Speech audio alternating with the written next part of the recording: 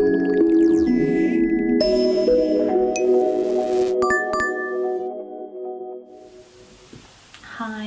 I was invited to talk to BBC Radio Scotland this month about literature and the therapeutic effect of it, which is a fascinating subject. So we talked about two things. We talked about some books that I might recommend to clients and my community, and we also talked about my own stories that I use, therapeutic stories that I use with children and how they affect them in a positive way.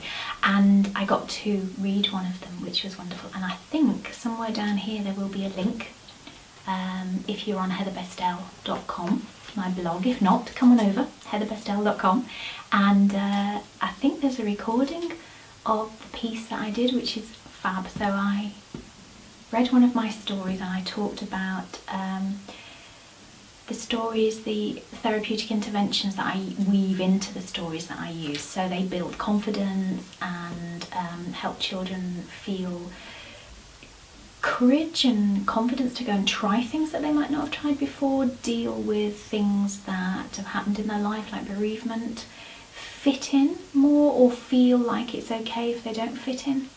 Lots of different areas that we look at, and the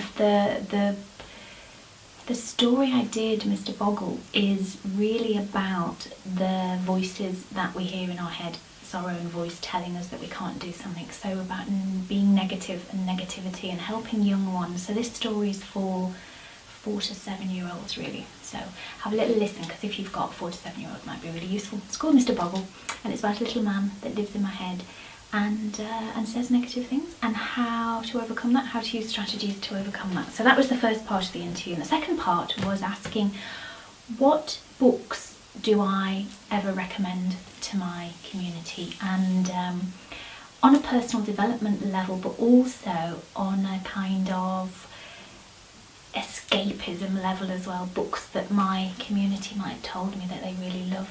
And so I started off with the personal development stuff, and this was the first book I mentioned.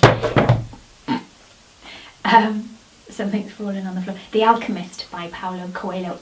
Absolutely anything by Paulo Coelho is amazing, but The Alchemist is wonderful. It's about an Andalusian shepherd that dreams of going on adventures to find his wealth and prosperity, and it's wonderful. And I won't give the end away, but it's a wonderful metaphor for all of us. That's a gorgeous book. And the other book, excuse me, I dropped this on the floor. The other book that I mentioned, one of my favourites, and if any of you have seen the film, it's wonderful as well, Tuesdays with Morrie. Tuesdays with Morrie is based on a true story of the author, Mitch Albom, who had this amazing professor when he was at college, and this professor inspired him and motivated him and shared all his wisdom, and Mitch went off after college and said he'll keep in touch with his professor, and he went off and did amazing things in his career. He became a sports writer, and it wasn't until he heard that his tutor, his old professor, was dying, that he suddenly realised that although he'd said he'd keep in touch, he never did. So this story is about how they reconnect and the friendship that develops in the last years of Morrie's life, and they meet every Tuesday, and Morrie shares with him all his wisdom, and he records it and he writes his book. There's also a book from Morrie's perspective as well, if you're interested in reading that one. I do recommend that to some of my clients, and it's amazing. It's amazing. And anything else that Mitch Albom has written, basically, for one more day is wonderful.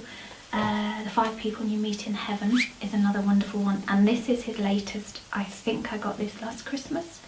Have a Little Faith, and I know that one of my lovely clients is reading this at the moment because she told me, which is wonderful. So anything by Mitch Albom that you can get your hands on, really. And the other 2 books that I spoke about, or I chose, were escapism, really. A lot of my community are loving any books that help them to forget about what's going on just now, any stresses or overwhelm, especially like busy mums. and to just take them off into another land. And I think that's why things like period dramas are very popular on the telly, you know, Jane Austen, Downton Abbey, anything that kind of takes us to another world, another time, a time when we feel like things would be a lot simpler.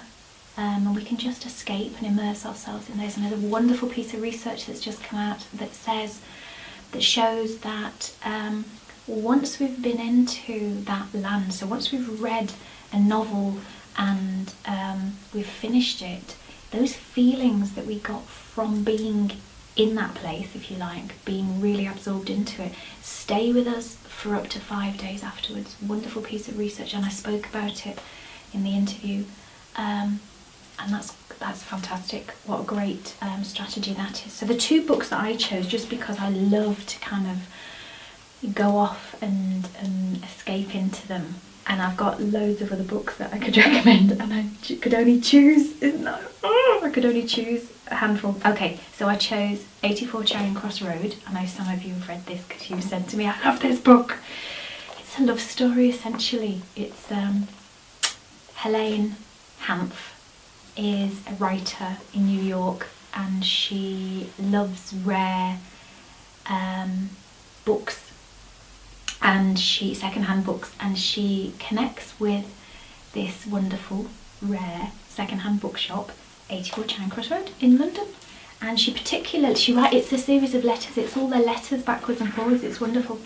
And she connects particularly with one of the people that work at this shop called Frank, and they have this friendship that just grows over the years, and it's exquisite, it's wonderful. It's just, once you've read this, you want to read everything else that she's written. It's just wonderful, and it's lovely, and you kind of want to go and visit the bookshop. I won't tell you what happens in that either, don't want to give that away. And this other book is a bit of escapism. It's beautifully written, and I think it helps to escape, but it also has a kind of personal development role as well, and that's I Capture the Castle, Dodie Smith. It's set in a castle. It's set in a castle. The characters are brilliantly eccentric. They've all got something kind of lovely and crazy about them, and our heroine is put in the middle of it all, trying to work it all out. She's part of this family, and at the end you kind of sometimes think, wow, you know, I'm not doing so bad if all these people have got to deal with all this going on. It's a wonderful book, and they made it into quite a wonderful film as well, if you get a chance to read that. I Capture the Castle by Dodie Smith. Yay! So they are a few of my choices that I was asked to talk about in the interview. If they'd given me an hour, I probably would have loved it and talked about lots and lots and lots more. So now it's over to you. Come and tell me what your favourite book to escape into is, or a personal development book that you would like to recommend to me and my community. If I've got it, I'll review it as well.